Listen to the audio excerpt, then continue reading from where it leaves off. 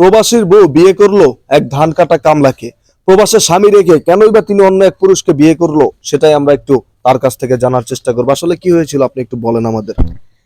কি আর বলবো, মনে করেন আমার বিয়ে হয়েছে ভাই 13 বছর। আমার স্বামী প্রবাসী গেছে প্রায় 12 বছর হয়েছে।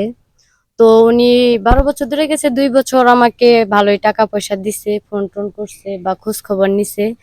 তো আজ যে প্রায় 9 বছর ধরে উনি আমাকে কোনো খরচপাতি কোনো কিছু দেয় না বা আমার কোনো খোঁজ খবর আনে না। যদি তাকে আসতে বলি, সে বলে আজ না পরশু, পরশু না তরশু, বা 2 মাস পর 3 মাস পর, এইভাবে বলতে বলতে প্রায় 8টা 9টা বছর পার হয়ে গেছে। তো আমি তো আর এভাবে থাকা আমার পক্ষে সম্ভব না। যেহেতু আমি বাড়ির মধ্যে একা থাকি, এত বড় একটা বাড়ি, বাহিরেও কাজ কাম আছে, তো আমার একটা বাচ্চারও তো দরকার আছে। তো বাচ্চা কাচ্চা কোনো কিছু নাই, এইভাবে আর কতদিন আমি কাজ কাম করব। তার জন্য আমি চিন্তা ভাবনা করলাম। পরে আমার এক খালাতো ভাই ওর পাশে বাহিরে ওর আশেপাশেই থাকে, পরে খোঁজ খবর নিয়ে দেখি যে ওই ওই দেশের এক মেয়েকে বিয়ে করেছে। তো ও যদি ওই দেশের মেয়ে নিয়ে বিয়ে করে থাকে, তাহলে আমি কেন এইভাবে আমার জীবনটাকে নষ্ট করবো? আমার তো ভবিষ্যৎ আছে। তাই আমি সবকিছু মিলে চিন্তা ভাবনা করে দেখলাম যে ও আমার বাড়িতে কাজ করতেছে অনেক যাবত বছর হয়েছে। তো ও বিয়ে শাদী করে নাই। গরিব হলে কি হবে, কিন্তু ওর মধ্যে কিছু আছে যে একটা ছেলে স্বামী হয়ে একটা বউকে ভালোভাবে রাখতে পারবে। তাই চিন্তা ভাবনা করে আমি ওকে বিয়ে করেছি।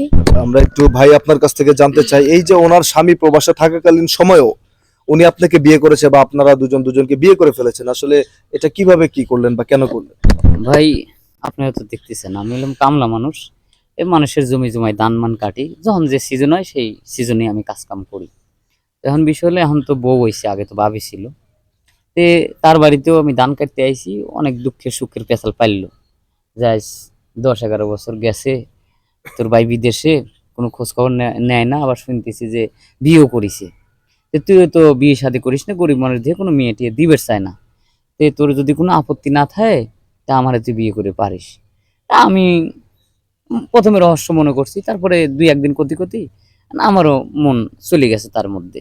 তা আমি করছি ঠিক আছে, আপনি যদি রাজি থাকেন তা আমিও বিয়ে শাদী করবো।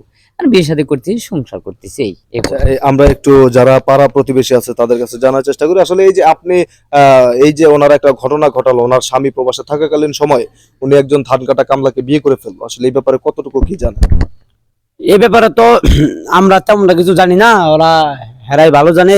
তো বিয়ে করছে, ভালো সংসার যদি করতে পারে থাকতে পারে থাকুক।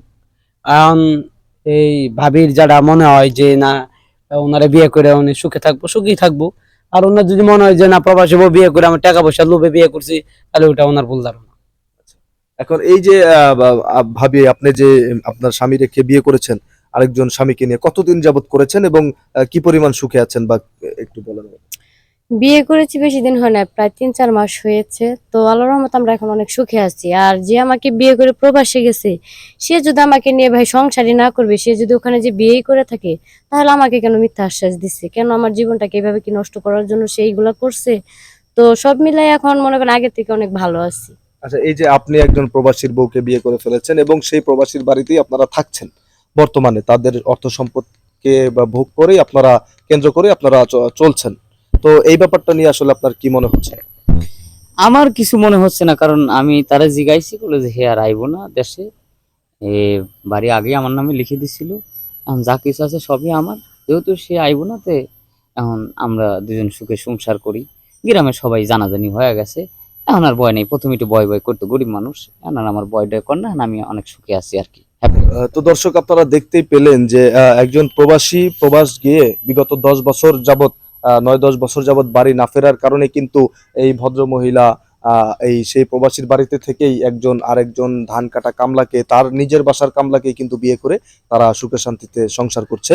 কারণ তার দাবি হচ্ছে তার স্বামী প্রবাসে যে একটা ওই দেশের মেয়ে বিয়ে করেছে এবং সে আর কখনো বাংলাদেশে আসবে না, সেটা সে যে কোনো মাধ্যমে জানতে পেরেছে বিদায় সেই কাণ্ড ঘটিয়েছে।